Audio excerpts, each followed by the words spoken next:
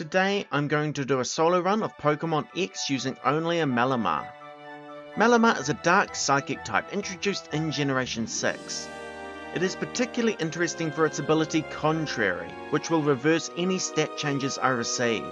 This means that if a Pokémon uses Intimidate against me, for example, instead of getting -1 attack, Malamar will instead get +1 attack. Unfortunately, it also stops me from using the traditional boosting moves like Calm Mind or Sword Stance.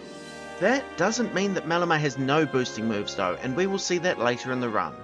For base stats, Malamar has 86 HP, 92 attack, 88 defense, 68 special attack, 75 special defense, and 73 speed.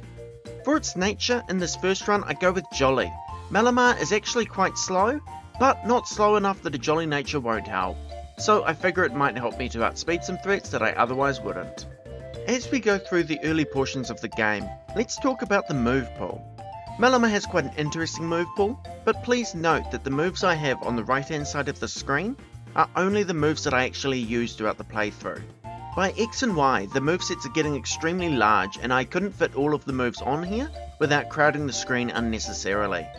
So Malamar starts the game with Constrict, Peck, Tackle and Reflect. Of these, Tackle and Peck are clearly the best. Constrict is just a second normal type attack with less power than Tackle, and Reflect could be useful, but in the early game my stats should be able to carry me through, and by the late game I'll have better options. Looking further on in its level up moveset, Malamar's next move is Foul Play at level 8. This is an interesting move, and it is Dark type, so Malamar will get stab off this move. It has 95 power, which sounds broken for this early in the game, but it uses the opponent's attack stat to deal damage, not Malamar's. This means I will often be better using my other moves because Malamar will have better stats than any of the early game Pokemon do. After that, it gets its signature move Topsy Turvy, followed by Hypnosis, a few psychic moves, Night Slash, and then finally Superpower. Alright, let's talk about the early game. For Malamar, I am most concerned about the first gym, Viola. I'm not sure what level I need to beat her, but I think at least level 15 might be required. But I'm just going to fight all the trainers I can along the way and see what level we are when we end up at Viola and see how the battle goes from there. I really wish I could skip straight into the gym, but first we have to talk about Route 22. This is an optional route, but it does have some trainers, so I come here to train a little before the gym. However, then I run into Rising Star Loic. He sends out a Riolu, so I am not concerned as Peck should do a lot of damage to it. I go for Peck and Riolu strikes back with Counter, knocking out Malamar. I did not expect this, and I'm a little confused about what to do at first. I decide Blacking Out is probably my best bet, so I send in Bunnelby, hoping the Riolu knocks it out. However, this Riolu only has a single attacking move, Quick Attack. The rest of its moves are counter and status moves. So I am relying on it to use Quick Attack. I send in Pidgey, and Pidgey only knows Tackle, so I have to attack. This battle gets very close, and if Pidgey had won, I would have to reset. But I am lucky, and when Riolu only has 1 HP left, it knocks out the Pidgey, causing me to black out. Perfect. Unfortunately, I had never saved in the Pokemon Center in Santaloon City, so the game sends me all the way back to Mum's house. I run through the game pretty quickly back to Route 22, as I had already fought all the trainers, so I only had to worry about the wild encounters. I do accidentally run into Loic again, but this time I get much better luck and knock out the Riolu without an issue. Heading into the Santaloon City gym, let's skip straight to Viola as none of her trainers are any issue for Malamar.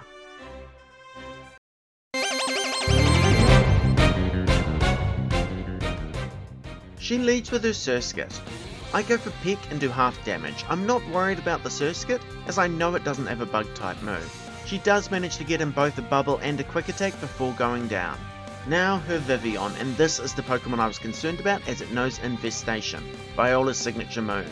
I do have a little debate here about which would be more effective, Peck or Foul Play. Despite the difference in power, I think they would actually do very similar amounts of damage, as Vivillon has very low attack. Fortunately, on this first turn, Vivillon just goes for Harden. Foul Play only does about 1/3 damage. This could be concerning, but on the next turn it goes for Harden again. This was what I had forgotten when starting this run. Viola does not have AI to prioritize Infestation, instead she will just select her moves randomly. As such, the Vivillon has no idea it could just use Infestation to take me out. I did some calcs after the battle, and it turns out Malamar can survive 1 at this level, but 2 Infestations would take it out. Fortunately, we don't need to test this in battle, and Vivillon goes down to my next foul play. With Viola defeated, I am much more confident about how this run is going to go. I was really concerned about her. The next part goes smoothly enough. The only thing of note is I do grab the TM for return, and unlike my Primate run, I actually remember to teach it to Malamar this time. In the Sycamore fight, Bulbasaur never uses Leech Seed, which is probably its worst move. Instead, it just goes for Vine Whip as I take it out with 2 pecks. Squirtle comes in, but it clearly doesn't understand how Contrary works, as it just raises my defense with Tail Whip. Once it is taken out with Return, Charmander comes in, but like Squirtle before it, it clearly doesn't understand Contrary, as it goes for Growl to boost my attack. Well, nice to have an easy Sycamore battle. Even though winning this one is not compulsory, it is good to get the XP from it. Nothing of note happens on Route 5, so skipping straight to Camphrea Town, I grab the TM for Thief.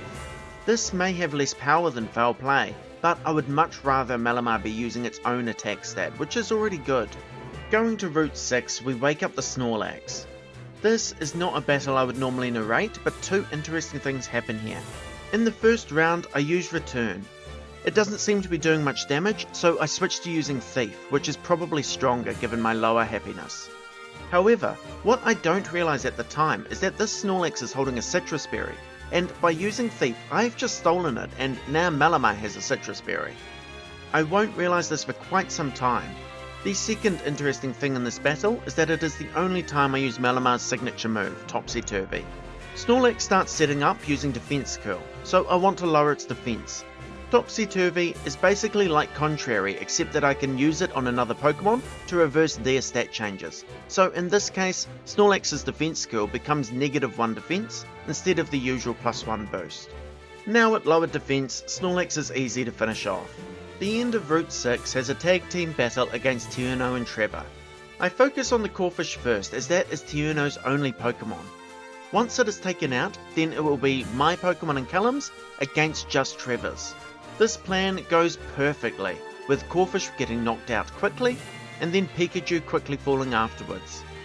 With only Flabebe on the screen, it does not take long for it to go down as well. Heading into Glittering Cave, we run into Team Flare for the first time. This grunt leads with a Houndour, but Return is now dealing decent damage, so I take it out quickly. His following Zubat is not any threat either, so it also goes down to Return. The second Team Flare grunt leads with a Gulpin. It goes down over 2 turns, but does do some damage with Sludge. Electrike comes out, and Return deals massive damage here, but Electrike uses Thunder Wave to paralyze Malamar. I finish it off, but unfortunately don't have any ways to cure the paralysis. This means I enter the third and final Team Flare battle paralyzed. Malamar gets extremely unlucky in this battle. It is fully paralyzed every single turn and does not get to attack at all, so the opponent's Pokemon slowly knocks me out. Even once Malamar is defeated, I have to wait for the opposing Pokemon to knock out Callum's Pokemon as well. I don't want to reset, as my last save was a while ago, so instead I'm going to have to take this blackout. After running all the way back to Glittering Cave, we take on the grunts again. This time, when Malamar is not paralyzed, the battle goes a lot better. Peck knocks out Krogunk over 2 turns, and then Malamar along with Callum's Frogadier take out the Scraggy. At this point, Malamar learns its first Psychic-type move, Psybeam. Unfortunately, this is special, but I think it still will be useful despite my lower special attack. At the end of the cave, the scientist gives me a choice between 2 fossils, so I take the Sail fossil, the only correct choice. Fight me in the comments. The next obstacle in the run is the Silage City Gym. I don't have any problems getting there, so let's skip straight into the gym. I have talked about this first gym trainer before, but it can be an issue with his Relicanth. He leads with Dwebble, so I take it out over 2 turns, taking a Rock Blast in the meantime. I tried for Psybeam, but seeing how little damage it does, I immediately go for Hypnosis on the next turn. I cannot afford to let this thing attack too many times. Fortunately it hits, so I go for Thief. However, the Relicanth wakes up on the next turn and hits a massive Rock Tomb, taking me down to red health. I go for Hypnosis again and again I manage to land it. I slowly whittle the Relicanth down using Psybeam. It wakes up when it is at red health, but just goes for Yawn. I only need one more attack to take it out, so I do this for the victory. That was a lot closer than I would prefer. The other trainers are not a challenge, so I am ready to face the gym leader, Grant.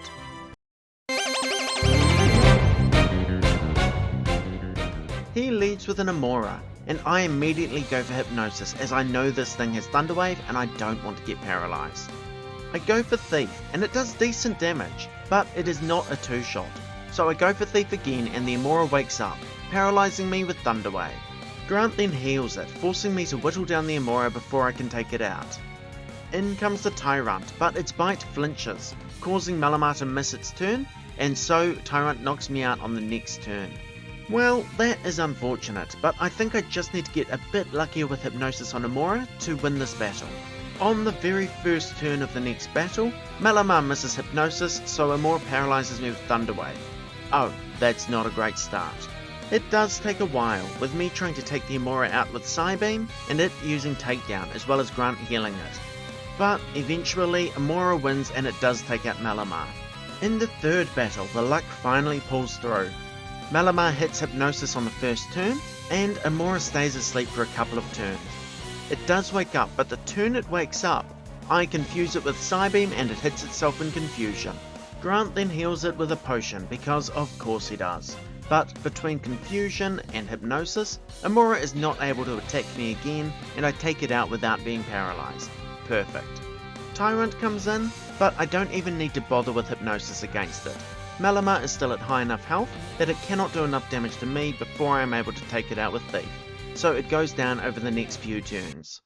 Since Grant's badge gives you the ability to use strength outside of battle, I return to the Pokémon Center to grab Bunnelby. I teach it strength and then head into the cave just above the gym. In here we can grab the TM for Aerial Ace, which I think will be very useful later on. Heading north, the next battle I am actually worried about is the one with Korrina in Geosenge Town. Malamar does not really have a good answer for Lucario at this point. They resist dark type attacks thanks to their fighting type, but they are neutral against psychic, so I go for Psybeam. Seeing how little damage that does, I switch to Hypnosis, trying to put them to sleep before they deal too much damage to me. This works for the first Lucario, which stays asleep the whole battle until the final turn when it just boosts my special defense using Metal Sound. Probably not its intention, but it doesn't really matter for this battle since the Lucario don't know any special moves regardless. For the second one we do the exact same thing, using Hypnosis, and even though it misses on the first turn we hit it on the second turn. Lucario stays asleep long enough that by the time it wakes up, it cannot deal enough damage before I take it out. In Reflection Cave, I run into Battlegirl Hedwig. I know she can be a challenge, but I expected Malamar to be alright since it is a psychic type. Psybeam deals decent damage to the throw, but it hits back with a critical hit Vital Throw. I think without that critical hit, Malamar might have survived this battle, but spoiler alert, it doesn't. I put the throw to sleep and manage to take it out using Psybeam, but the Hawlucha comes in, outspeeds and knocks me out. I decide to take the blackout here so I can keep the experience from defeating Throw. On my next trip through Reflection Cave, I just skip Battlegirl Hedwig entirely.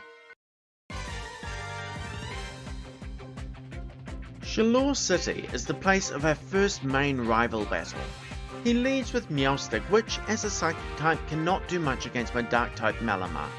Malamar knocks it out with 2 Thieves. Absol is next, and I don't really have a good move for dark types at this point, so I just go for Return. It deals alright damage, but Absol is also doing decent damage with its bites. I take the Absol down, but by the time Frogadier comes in, Malamar is severely injured. Frogadier then outspeeds and knocks me out. Okay, no problem, I think I know the solution to this battle. The problem was the Absol. So, getting past the Meowstic fairly quickly, I then use Hypnosis against the Absol. Now asleep, it cannot attack and deal all the damage it did before, so I slowly take it out over 3 turns. Now at much higher health for the Frogadier, it cannot deal nearly enough damage before I take it out. Next is the Shalor City Gym, but given that it's a fighting gym, I don't think this is going to be too much of an issue for my psychic type. As expected, the trainers here were not any problem, so let's skip straight to the gym leader, Korrina. She leads with her Mienfoo, but I strike first with a Psybeam. This one-shots it. Perfect. Next she sends out Hawlucha. Flying Press does not do much damage to me, and Psybeam does over half. Hawlucha is outspeeding though, so I have to take a second Flying Press before I take it out with Psybeam. Her last Pokemon is Machoke, but it cannot do much damage to me. Psybeam does over half, so a second one is enough to take her out. And with that, Korrina is defeated, possibly our easiest gym challenge yet. Nothing eventful happens on the next few routes, so let's skip straight to the next town, Komarine City. Here, Callum will challenge you for another rival battle. Leading with his trusty Meowstic, it still cannot do much damage against a dark type.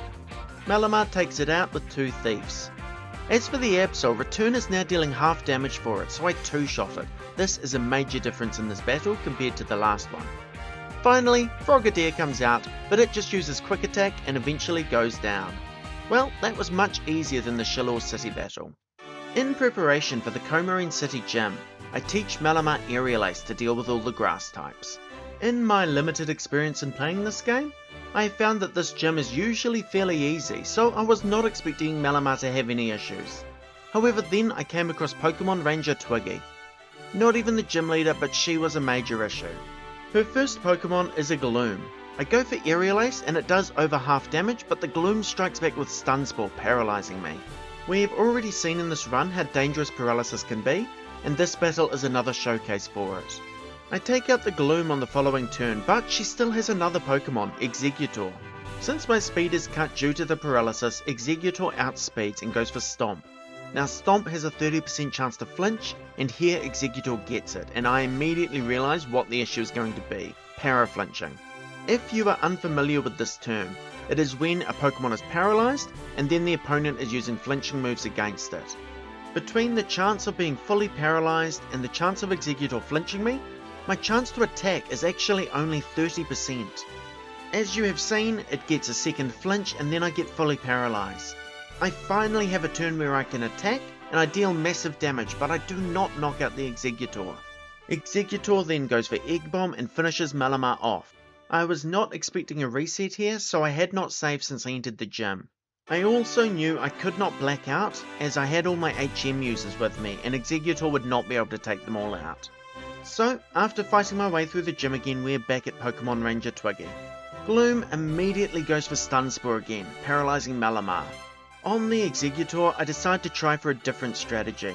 Knowing that the Paraflinch is coming, I instead try going for Hypnosis, reasoning that if I do manage to get an attack off, at least I will stop the Exeggutor from attacking. It flinches me on the first 2 turns, but I manage to get my Hypnosis off on the 3rd turn, but then it misses. Well, that is the issue with using Hypnosis, I guess. On the 4th turn I am fully paralysed, but on the 5th turn I finally get my Hypnosis off, as the Exeggutor brings me down to 3 hit points. If it wakes up, this battle is over. I go for Thief and manage to deal massive damage to the Exeggutor, but on my next turn I'm fully paralysed. Fortunately, the Exeggutor stays asleep, so I have another turn to finish it off and I manage to do so, finally defeating Pokemon Ranger Twiggy. Finally getting to the gym leader, Ramos. Now, this battle is not as free as I had once imagined.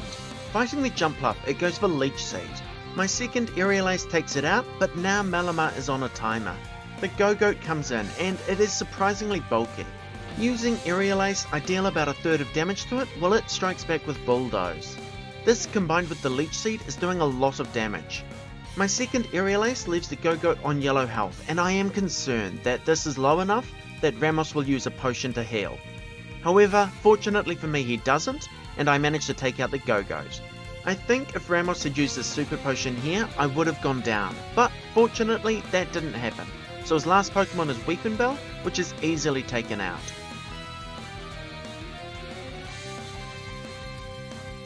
I am not going to go through the whole power plant subplot, as Team Flare here is extremely easy. The one thing I do want to point out is that Malamar hits level 39, and so learns Psycho Cut. I immediately replace Psybeam with this.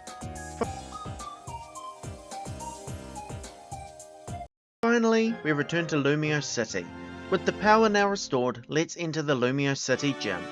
None of the trainers here give me any issues, so let's go straight to the gym leader, Clement.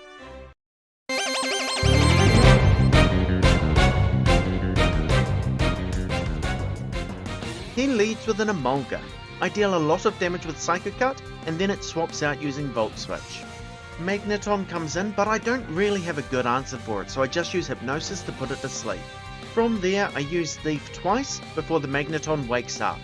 It sets up Electric Terrain, and then Clement heals it. I try to put it back to sleep with Hypnosis, completely forgetting about the secondary effect of Electric Terrain. Electric Terrain not only boosts electric type moves, but it also prevents Pokemon from being put to sleep. This is probably one of the few times you will ever see this interaction, and I completely forgot about it when using Malamar. Since the game is at increased speed, I don't realise what's happened, and so I go to use Hypnosis again. This gives Magneton enough time to take me out, which is completely my own fault. If I had just spammed Thief here, I might have had a chance. In the second fight against Clement, the Emolga goes exactly the same. Psycho Cut does about half, and then it switches out using Volt Switch. Magneton comes back in, but it doesn't even bother with Electric Terrain this time. It goes straight for Thunderbolt. I missed 2 Hypnosises, and then the Magneton paralyzes with one of its Thunderbolts. I am then easily taken out. That was just rotten Hypnosis luck, so let's try a third time. For the third fight, Emolga goes precisely the same as it did before. I take it down to half health, and it switches out using Volt Switch. Alright, so now it is the Magneton. This time Hypnosis works first turn and I put it to sleep.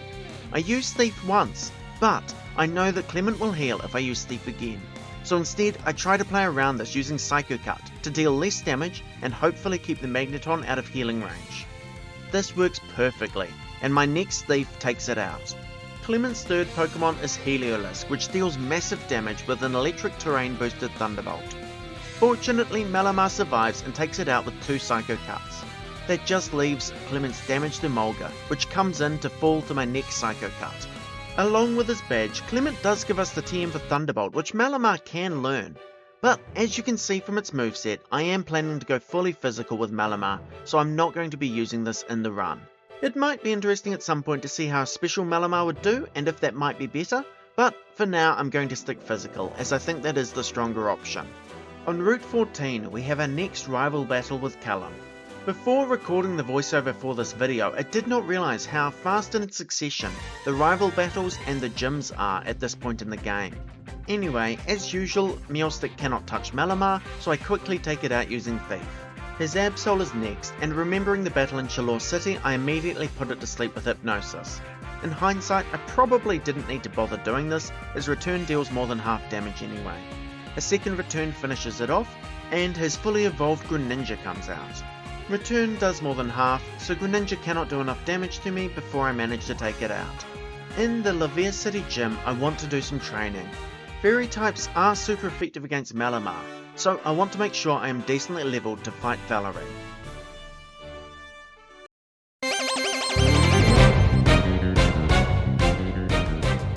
Going into the battle with Gym Leader Valerie, she starts with Mawile. Mawile does not actually have any Fairy type moves, but by the same token I don't have anything to use against it either. So I lead with Hypnosis and then start attacking with Psycho Cut, my strongest move. Mawile quickly wakes up and immediately uses Iron Defense, so now my Psycho Cuts are doing a lot less damage. Psycho Cut does have a high critical hit ratio, so I continue to go for it, hoping for a crit. I even managed to get one pretty quickly. Mawile's only actual attack is Crunch, so this battle becomes very long, with each of us whittling away at each other. I eventually managed to take down the Mawile, but I am left at red health, so the rest of this battle is not looking promising. Mr. Mime comes out next, so I use Return, but it only deals half damage, so Mr. Mime takes me out with a Dazzling Gleam. Well, that battle did not go well, but I don't think there's any point in trying again, unless I come up with a strategy to beat that Mawile. Fortunately, the correct strategy is just around the corner. You will see Malamar is currently level 46, but at level 48 it learns Superpower, a fighting type move. Superpower is honestly the move I've been waiting this entire run to use. In a normal situation, Superpower is a 120 power fighting type move that lowers the user's attack and defense by 1 stage. However, Malamar has the contrary ability, which, like I said, inverts stat changes. So this means Superpower is not only a powerful fighting type move for Malamar, it will also give me a free bulk up whenever I use it. That is a truly broken strategy, and as we will see, once we get it, it will make the rest of the game a lot easier for Malamar. So, after using 2 rare candies and learning Superpower, we go back into the battle. Even unboosted, Superpower does a lot of damage to Mawile, who just goes for Crunch. A second Superpower takes it out, so Malamar is now at +2 attack and +2 defense. From there, the rest of the battle is easy. Mr. Mime falls to a single Night Slash, but Sylveon actually manages to survive Psycho Cut. The second one crits, taking it out. The main downside to Superpower is that it only has 5 PP, so because of that I want to grab some PP ups. There is one on the very next route. If you surf on Lapras and go to the top corner, hidden under this pile of leaves is a PP up. I was going to skip the next part of the game entirely, but then I run into this black belt in the Frost Cavern. He leads with Scrafty, which should be no issue for my new Superpower. It responds with a critical hit high jump kick which deals massive damage to Malamar. I am trying to conserve Superpower's PP for the fights I know that will happen later in this cave, so I take the Scrafty out with a Night Slash. Throw comes in and I use Psycho Cut, but it survives. Its revenge deals massive damage, only leaving Malamar on 28 hit points. Fortunately, I am able to take it out with my next Psycho Cut, winning the battle. The rest of the fights in this cave are trivial, so let's skip straight to the rival battle in Anastasia City. As always, Callum leads with his Meowstic. It now knows Shadow Ball, but that doesn't deal much damage to Malamar. So I decide to use this opportunity to set up a Superpower. It takes 3 Superpowers to knock out the Meowstic, but then his next Pokemon comes in. Flareon, the new addition to his team, but it goes down to another Superpower. Greninja does manage to outspeed and hit a Dark Pulse, but it is then taken out by Superpower, as is the following Absol, giving me the victory. Entering the Anastasia City gym, I am not too concerned. This is a Psychic type gym, so none of their stab attacks can actually hit Malamar. Getting through the gym is no issue, as expected, so let's skip straight to the gym leader, Olympia. She leads with her Sigilif, so I go straight for Night Slash and take it out in one hit. Slowking is next, but it survives my Night Slash and hits a Yawn. Olympia then heals it, allowing Slowking to live the next Night Slash as Malamar falls asleep. Fortunately, Slowking cannot do much damage to Malamar, only knowing Power Gem to hit me. I do get a little concerned when it starts using Calm Mind, but fortunately Malamar wakes up pretty quickly, so I take out the Slowking with another Night Slash. That just leaves a Meowstic, which fares no better than Callum's and quickly goes down. After this gym, we fly back to Lumio City to take care of the story events. Lysandra's team is not good against Malamar. Mienfoo is one-shot by Psycho Cut, and then Gyarados comes in. It has the Intimidate ability, which in this case boosts Malamar's attack. At +1 attack, 2 Psycho Cuts are enough to finish it off. Pyroar is next, but as a normal type it is weak to fighting, so I go for Superpower to take it out. The following Murkrow is then also taken out with a Superpower. Malamar has no issues getting through the hideout. To be honest, at this point its moveset is basically finished for the entire game. Fighting, Dark and Psychic together have really good coverage. Since Fighting hits the Dark types that resist both of my stab attacks. Psychic will also hit the Fighting types, while Dark deals with the Psychic types, giving Malamar perfect type coverage. At the end of the hideout we come face to face with Zerosic. He leads with his Crobat, but I am not worried this time. Psycho Cut does a lot of damage, taking it out. Then he sends in his own Malamar, and now we have a mirror match. We both go for Superpower, but my Malamar is clearly superior, perhaps helped by its extra levels. So a second Superpower takes it out. Flying to the newly destroyed Geosenge town, we have to fight Lysandra again. He has now evolved his Pokemon, so is slightly more challenging, but is still no match for Malamar. Mienshao still falls to a single Psycho Cut. Gyarados comes out, and this time it is even worse than last time, as a single Psycho Cut is enough to take it out as well. Against Pyroar I again use Superpower, which not only takes it out but also boosts my stats. Against Honchkrow I decide to save Superpower's PP and go for the resisted Night Slash. It still deals half, so a second one takes it out. Down in the basement we have to face Xerneas. As usual I just use my Master Ball on it. Following that battle we have to find Lysandra for a third time in a row. I had not realised before how in quick succession you have to fight him 3 times, but it is kind of annoying, and I do sort of wish that you could have faced him over a longer period of time throughout the game.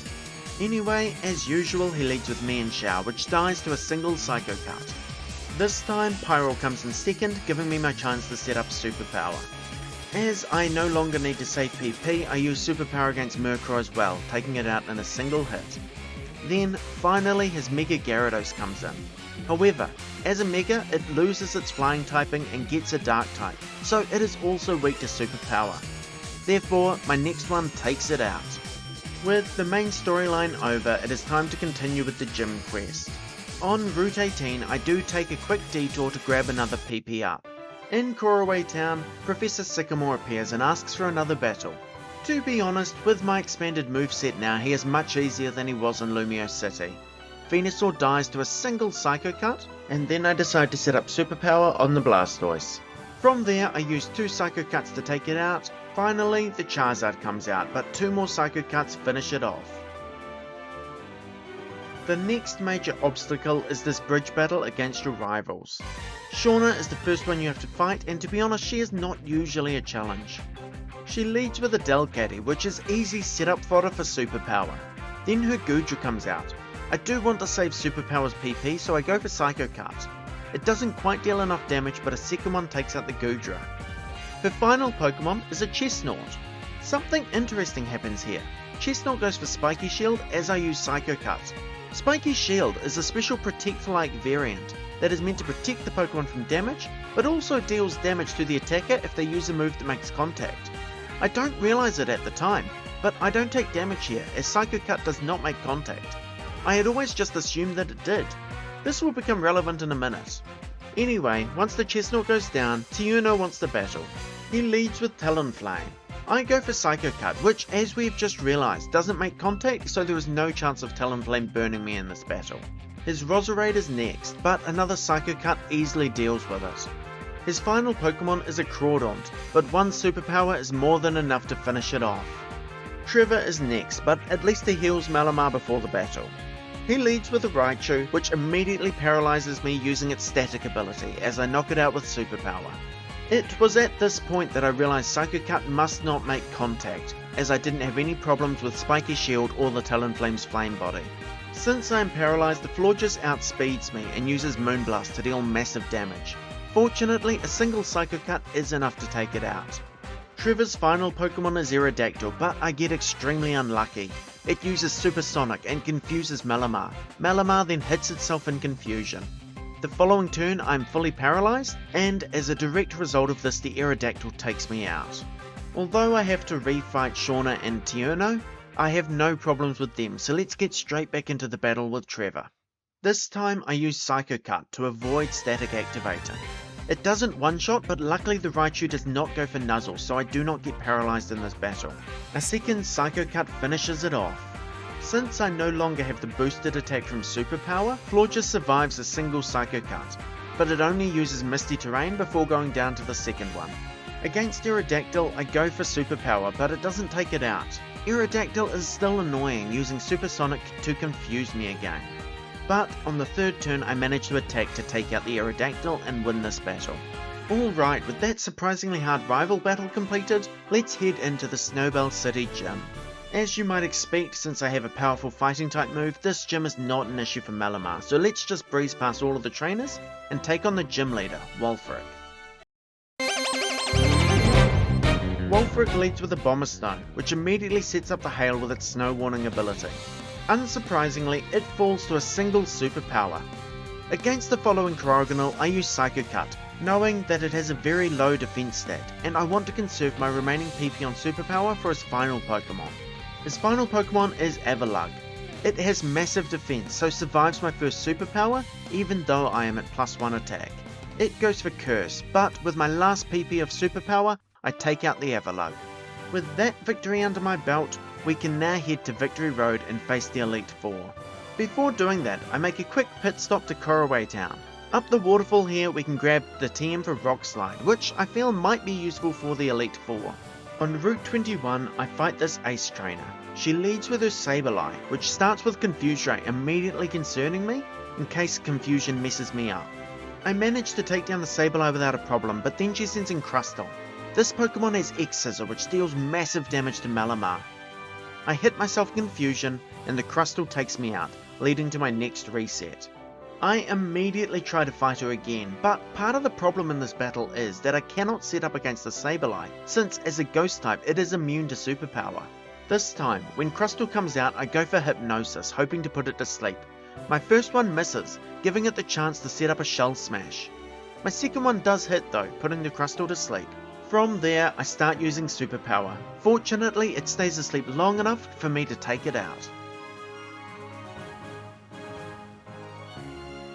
The next trainer is Ace Trainer Robbie. This is a compulsory trainer, as he will not let you into Victory Road until you defeat him. Against the Carbink, I try setting up superpower. However, it is dealing a lot of damage with Moonblast, and superpower is a 3-hit KO. So by the time Carbink goes down, Malamar is left with red HP. Raichu then dies to a single Psycho Cut, and his Kingdra comes out. Unfortunately, Psycho Cut is not enough to one-shot the Kingdra, so it takes me out with a Scald. The problem there was simply the damage that Carbink did to me at the start of the battle, so in my next fight I use Hypnosis to put it to sleep. It probably doesn't end up mattering, as Carbink just goes for Stealth Rocks when it wakes up anyway, and so superpower is easily able to take it out, and I am still at full HP. I then use Psycho Cut on the Raichu and the following Kingdra. While Kingdra still survives my hit, I have more than enough health to survive its hit and take it out. With Ace Trainer Robbie defeated, I am ready to enter Victory Road.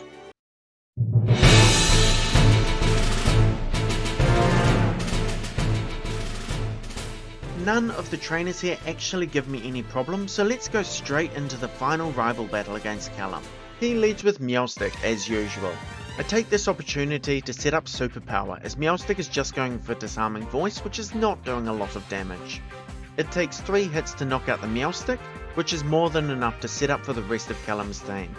I one-shot the Altaria with Psycho Cut, and against Greninja I attempt to use superpower. However, it is faster and flinches me with Dark Pulse. Unfortunately, it looks like this might actually be an issue. It goes for Dark Pulse a second time, and while I live, it flinches me again. Since it outspeeds, it is then able to take out Malamar. To be honest, I almost completely throw the second battle against Callum. I use one superpower against Meowstic, but then switch to using Psycho Cut. This takes it out, but when the Altaria comes out, it survives the Psycho Cut and hits a massive Moonblast. I do survive with yellow health, but I am worried by the time Greninja comes out. Fortunately, Dark Pulse doesn't knock me out, and it also doesn't flinch, so I take the Greninja out with superpower, and that just leaves Flareon. Flareon also falls to superpower, winning me the battle. However, we are not quite finished with Victory Road yet. Ace Trainer Michelle is another compulsory trainer. She leads with a Magcargo. I go for superpower, but its Flame Body ability activates, burning Malamar. If her final Pokemon was anything else, this probably wouldn't have mattered too much, because while Burn does lower my attack, superpower is also boosting it. However, her last Pokemon is a Scizor with X-Scissor. I go for superpower, but it is dealing not nearly enough damage, and the Scizor takes me out with 2 X-Scissors. After a quick reset, I go straight back into the fight. This time, Magcargo does not burn me with Flame Body. This means that when the Scizor comes out, I'm doing much more damage with superpower, and I'm able to easily take it out before it can finish me off. Okay, with Victory Road completed, we are now ready to take on the Elite Four. Once there, I decide to take on Wickstrom first. I figure Steel types will be no match for superpower.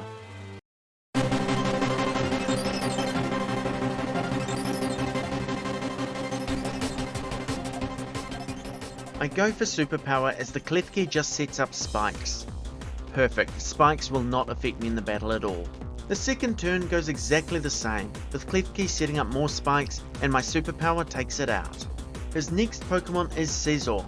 Oh great, another one of these.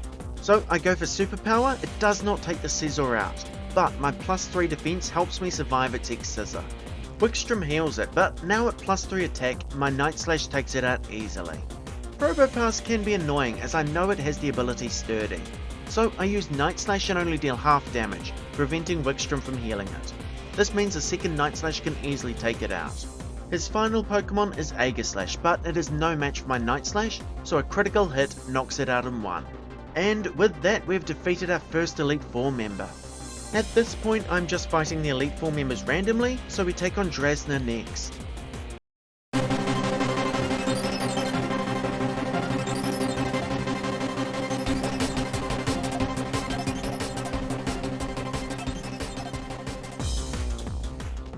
She leads with Dragalge. I am worried about getting poisoned here, so I try to take it out immediately using Psycho Cut. But it survives. Fortunately, Sludge Bomb doesn't poison, so my next attack will take it out. Her next Pokemon is Altaria, so I decide to set up a single superpower here to boost my attack. From there, Psycho Cut is able to take that out as well. Noivern deals a lot of damage with Air Slash, but 2 Psycho Cuts is still enough to take it out. Her final Pokemon is Druddigon. I go for Superpower hoping it will take it out, and it does, but its Rough Skin ability activates. Fortunately, Malamar has just enough health to survive with only 2 hit points remaining. But that is enough and Drasna is defeated, giving us a second win over the Elite Four. Our next target is Malva, the Fire-type trainer.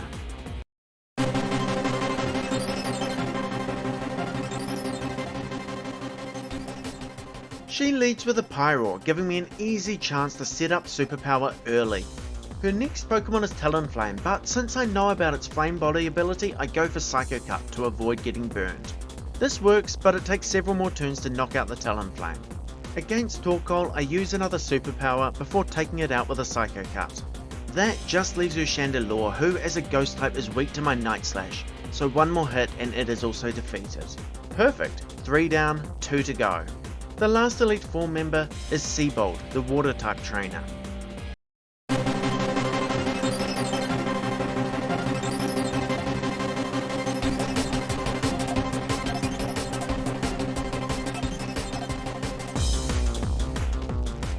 He leads with Clawitzer, so I go for Superpower. A second Superpower is enough to take it out. His following Barbaracle is weak to fighting, so another Superpower takes it out, and then Starmie falls to Night Slash. Finally, at +3 attack, his Gyarados cannot survive a Psycho Cut, giving me the win over the last of the Elite Four. All that remains is the champion.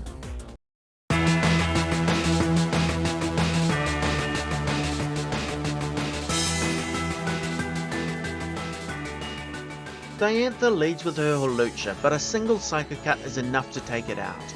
I know this thing can do a lot of damage, so I didn't want to give it the chance by setting up Superpower.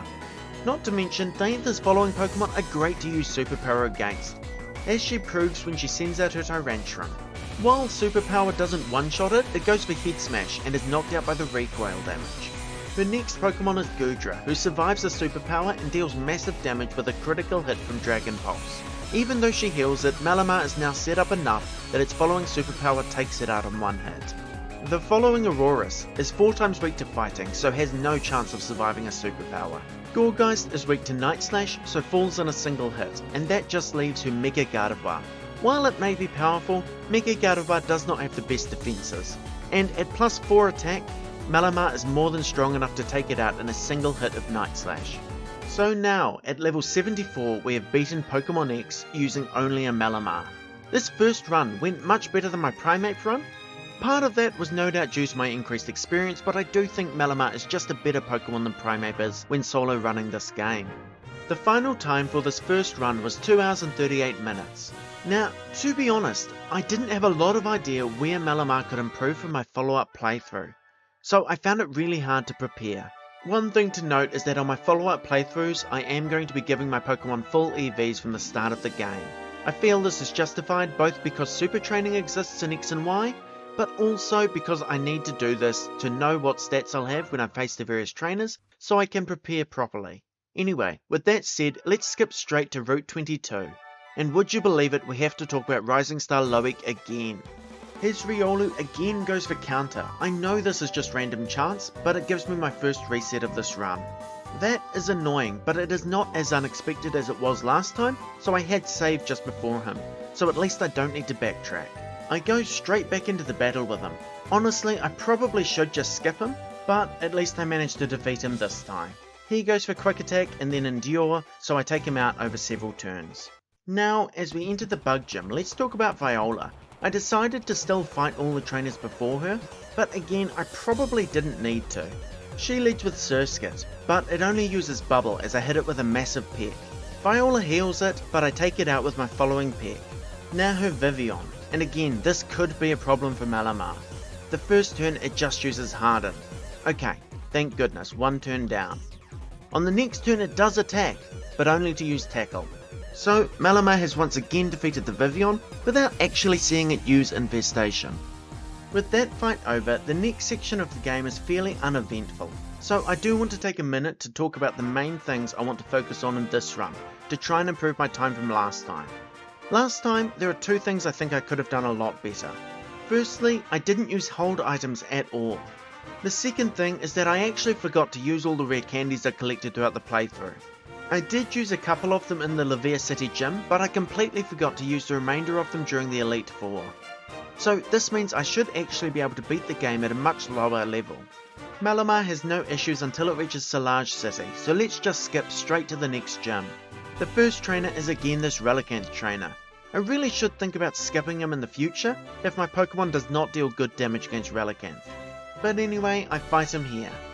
He leads with Dwebble, which I have to take out over 3 turns as it is rather bulky. Still, it doesn't deal too much damage before the Relicanth comes in. I immediately go for Hypnosis against this thing, but it misses. My second one hits, so I go for Thief on the following turn. However, Relicanth immediately wakes up and hits a Rock Tomb. Now, only at 4 HP, I have to try Hypnosis again. This one also lands, but Relicanth again wakes up almost immediately, taking out Malamar. In the following battle, the Dwebble is again a 3-hit KO. For Relicanth, I am again relying on Hypnosis. This time the first one hits, putting Relicanth to sleep. It stays asleep for the next few turns as I go for Thief. It does eventually wake up, hitting a Rock Tomb. However, at this point I have so much health remaining that I know I can survive its attack, so I just continue hitting Thief and I take out the Relicanth. Since the other trainers here are easy, let's now take on Gym Leader Grant. In this battle I get the Hypnosis like immediately. Amora comes out and Hypnosis hits on the first turn to put it to sleep. Thief deals half damage, so my second one takes it out before the Amora even has a chance to wake up. Without Paralysis slowing me down, the Tyrant is not nearly as much of an issue. It does take several turns to knock out and Grant heals it at one point, but I have just enough health to survive its attacks without having to rely on Hypnosis, so it eventually falls as well. As I did in my first run, I grab Aerial Ace before leaving Solage City. Now on Route 10 to the north, I do make a change. I make sure to stop here and grab the Mind Plate. This will boost all of my Psychic type moves by 20%. This is not a big deal right now, as my only Psychic type move is Psybeam, which I am not using much anyway since it is special, but it will be very useful later on when I am relying on Psycho Cut. Still, I have no better item to use right now, so I equip it anyway. Skipping forward to Reflection Cave, I decide to battle Battlegirl Hedwig. You would think I would have learnt my lesson by now. She is always an issue. Psybeam takes 3 turns to knock out the throw. When Hawlucha comes out, it goes for Aerial Ace, but Malamar survives. Unfortunately, the Hawlucha also survives my attack. Its following Aerial Ace then gives Malamar another reset. I am fairly sure I can beat her, so I decide to fight her again, despite my loss. Against throw, I use Hypnosis. I missed the first 2 Hypnosises, so I probably shouldn't have bothered, but the third one hits it and it puts it to sleep. From there, Throw stays asleep while I take it out with Psybeam. Against Hawlucha, I know my health is too low to beat it, so I also use Hypnosis to put it to sleep. It stays asleep enough turns for Psybeam to then take it out. From there, I'm actually going to skip the next portion of the game. There is no need to talk about the rival battle or the Shalor City gym. Both of them are rather easy for Malamar. Surprisingly, what I actually want to talk about is the Mega-Lucario battle with Korrina at the Tower of Mastery. We both get our Mega-Lucarios and use Power Up Punch. However, her Power Up Punch crits, knocking out Lucario. I only want to point this out to say that it is possible to lose this battle, but only if the enemy gets a crit. It doesn't actually matter, as I don't count this battle as a reset, since the game lets you continue without winning. I just thought it was interesting, so wanted to bring it up since it occurred during this playthrough. Okay, from there we can skip the next rival battle in Komarine City as well as the Komarine Gym. None out of Callum, Pokemon Ranger Twiggy or Ramos give us any problems. The Power Plant event as usual goes smoothly too. So let's go right into the Lumio City Gym with Clement. In this battle you can see the effects of my adamant nature as well as my 252 EVs in attack. Psycho Cut now one-shots the Emolga. Emolga was not really the threat in this battle though, so then Clement sends out his Magneton. I did run the calcs before this battle, so I knew at level 43 Thief would be a 2-shot on the Magneton, so I go for Thief, it does half and Magneton only uses Electric Terrain. My second Thief then takes it out, and Malamar has not taken any damage up to this point. This battle is going a lot better than last time. Heliolisk comes out and it falls to a single Psycho Cut, winning me the battle. My higher level certainly helped for Clement, but I was actually aiming for Valerie because I want to make sure I'm at least level 46 before I reach her.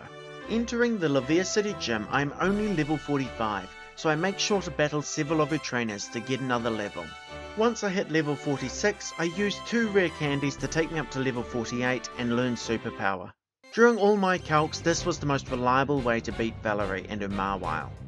Valerie sends out her Mawile, and on the first turn I use Superpower as it goes for Iron Defense. Because of its boosted defenses, Mawile then survives my next attack as Valerie heals it. My third Superpower takes it out, and I am now ready to sweep her team. Mr. Mime falls to a single Night Slash, and the Sylveon goes down to Psycho Cut. And with that, Valerie is defeated. Trust me when I say she is much harder if you are too low of a level to know Superpower. After defeating Valerie, Malamar really has an easy time with most of the remainder of this game. So I think we can skip the next rival battle, as well as the Psychic Gym. Olympia is obviously not going to be a challenge for Malamar. We can also skip the entire storyline. As we saw in the last run, Lysandre is extremely easy for Malamar too. That brings us to the bridge battle with our rivals. You might notice I did take the extra effort to find a third PP up to use on Superpower, so now it has 8 PP. Anyway, Shauna is first. She leads with Delcatty, which immediately goes down to Superpower, as does her following Goodra. Chestnut tries to stall with Spiky Shield, but as we saw before, Psycho Cut does not make contact, so that doesn't even deal any damage. A second Psycho Cut easily takes it out. Tiuno is next. He leads with his Talonflame. However, it does manage to survive a Psycho Cut, but doesn't deal much damage before I take it out on the next turn. The following Roserade is taken down in a single hit, and finally his Crawdaunt is also knocked out with Superpower. Against Trevor I do get a little lucky, but honestly I think I need to for a consistent battle. I use Superpower against the Raichu and Static does not activate, so I am not paralysed in this fight. The alternative is of course to use Psycho Cut, but that doesn't one-shot, so you would need to chance the paralysis either way. Florges is his next Pokemon, but at +1 attack it goes down to a Psycho Cut. Finally, Malamar outspeeds the Aerodactyl and takes it out with a Superpower. This battle was much easier than last time, and honestly I might have skipped talking about it, but we just skipped most of the rest of the game, so I thought I might as well talk about something. And on that note, there is no reason to talk about the Snowbell City Gym either. Malamar obviously sweeps with Superpower. Before moving on, I'd make sure to stop and grab the TM for Rock Slide. You may have forgotten I didn't use this in the first run, but I will certainly use it here and in fact teach it immediately. However, in hindsight, I think teaching it over Hypnosis right now was a mistake, but we will come back to that later. As I prepare to fly to the start of Victory Road, I come to a realization. I actually don't need to go through Route 21. This allows me to avoid Ace Trainer Morale. If you remember, her Crustle is the one with X-Scissor that deals massive damage to Malamar. So instead, I fly to Santaloon City. So from there I can reach the start of Victory Road without fighting any trainers at all. Ace Trainer Robbie of course still blocks the way, so let's fight him. As in the previous battle, he leads with a Carbink. Malamar deals about half damage with Superpower, but Carbink does strike back with a Moonblast. My following Psycho Cut takes it out. Psycho Cut is also enough to take out the Raichu. The following Kingdra actually manages to survive however, and hits back. But it is not enough and Malamar takes it out with a follow-up hit. Again, none of the trainers in Victory Road give me an issue, so let's skip straight to the final rival battle. Callum, as always, leads with his Meowstic. I take it out with Night Slash, and then try to go for Rock Slide against the Altaria. Unfortunately, it misses, and Altaria hits me with a Dazzling Gleam. I'm not too concerned, as I expect Rock Slide to take it out. However, it manages to survive on red health, and gets a second Dazzling Gleam in. taking Malamar down to yellow HP. Greninja comes out, and unfortunately it outspeeds Malamar and knocks me out with a Dark Pulse. In the next battle, I want to make sure that Rock Slide one-shots the Altaria, so I go for Superpower against the Meowstic. I only need a little bit of extra attack, so I do this once before knocking the Meowstic out with Night Slash. From there, Rock Slide doesn't miss and knocks out the Altaria in one hit. While Greninja does still outspeed me, it doesn't flinch, and so I manage to take it out with a Superpower. From there, Callum stands no chance, as both Flareon and then Absol are one-shot by Superpower. I had hoped from there we could skip straight to the Elite Four, but alas it is not to be. We must talk about Ace Trainer Michelle. She is the one with the Magcargo and the Scizor. This is where I believe it was a mistake to forget Hypnosis earlier. Having Hypnosis would have let me put the Scizor to sleep and made this battle a lot more consistent. In my first battle against her, I used Psycho Cut against the Magcargo, trying to avoid Flame Body. However, it deals massive damage with Fire Blast. The Scizor then comes in, survives Night Slash and takes me out with X-Scissor. In the next battle, I decide to just risk it and go for Superpower. Unfortunately, it doesn't pay off and Flame Body activates, burning Malamar. Now burnt, I don't stand a chance against the Scizor, which instantly takes me out with X-Scissor. The exact same thing happens in the third battle, so let's skip over that to the fourth battle. This battle starts off much better. I'm still using Superpower, but this time Flame Body doesn't activate, so for the first time I'm facing the Scizor without being burnt. Unfortunately, Superpower still doesn't let me one-shot, and Scizor takes me out with an X-Scissor. I had hoped that +1 defense would let me survive, but apparently not. I am extremely concerned about this battle now, as I don't really see a way to win since I don't have Hypnosis anymore. However, I do notice that I'm going into this battle at less than full health, so I decide to heal before the next attempt, just to see if that will make a difference in surviving X-Scissor. It's not much health, but maybe it is just enough. On this battle, again I use Superpower to take out the Magcargo, and Flame Body does not activate. Once again, Scizor survives my Superpower. However, this time I survive its X-Scissor. That extra sliver of health must have been all Malamar needed. With only 24 health remaining, I finally take out the Scizor and defeat Ace Trainer Michelle. Notice that I now have 8 resets. Over half of those are from the single random Ace Trainer, which is extremely unfortunate, and if I'd planned better, these resets could have easily been avoided. I use my rare candies and then face off against the Elite Four. Wickstrom is just the same as last time. His Klefki wastes time setting up spikes, so I take it out with 2 superpowers. From there, his Scizor easily falls. Probopass is annoying, as its sturdy ability lets it live my hits, and Wickstrom keeps healing it. However, once he runs out of potions, Probopass goes down without an issue. His final Pokemon is Aegislash, so another Night Slash finishes the job. I decide to take on Melvin next. Superpower easily defeats Pyroar, and then Rock Slide deals with Talonflame. Against Torkoal, I decide to go for Rock Slide again. It lives, but it also flinches. Melva then heals it, but my next Rock Slide flinches again, so I finish it off without taking any damage. Her last Pokemon, Chandelure, easily falls to another Night Slash. The next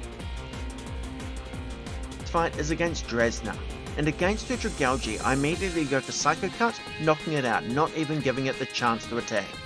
Altaria gets a little annoying. It lives Rock Slide and then goes for Cotton Guard, drastically raising its defense stat. From there, I use Superpower to boost my attack once, and take it out with 2 more Rock Slides. After that, Noivern falls to a single Rock Slide, and I can use Psycho Cut to take out the Druddigon, not even needing to take rough skin damage. The final trainer in the Elite Four is Seabold, but as you saw last time, he is not really a threat for Malamar. Superpower takes out the Clawitzer over 2 turns, and then one-shots the Barbaracle. Starmie falls to a Night Slash, and Gyarados is then taken out by a Psycho Cut. Easy! That just leaves Diantha, the champion. But again, as you saw last time, she is not really a threat for Malamar. Against her Hawlucha, I go for Psycho Cut, knocking it out immediately. Against Tyrantrum, I use Superpower. It survives, but misses its Head Smash. A second Superpower then takes it out, despite Diantha's healing it. Superpower then takes out the Goodra and the Aurorus. After that, Night Slash is all I need to sweep both her Gourgeist and her Mega Gardevoir. Again, giving Malamar the title of Champion of Kalos. And there we have it. After watching the final cutscenes, Malamar has a final time of 2 hours, 8 minutes and 18 seconds, and only 8 resets, 4 of which were to that trainer on Victory Road. That is a marked improvement over its first run, beating it by 29 minutes and 42 seconds. I had 7 less resets, but I did finish the game a level higher. The game time also decreased by an impressive time of over an hour. So I am quite pleased with these results, but I do think that if I ran Malamar again I could actually do better and potentially get it under 2 hours. Quite a few of these resets in the follow-up playthrough could easily be cut, including those ones against the trainer with the scissor, but also the ones against the Relicanth in Silage City Gym. Malamar is a rather interesting Pokemon to run, because it mostly struggles in the early game, but once it gets superpower, it completely demolishes the remainder of the game. The Elite Four and the Champion are not the threats for it. The main threat is anyone with a Bug-type move, such as the Scizor on Victory Road, or the Crustle on Route 21. Thank you for watching, and I hope you enjoyed the video. I'm not sure when I will release the next video after this one, but if you want to see more, please make sure you subscribe and comment. Let me know you like this video and want to see more of it. With that said and done, have a good day and I will see you next time.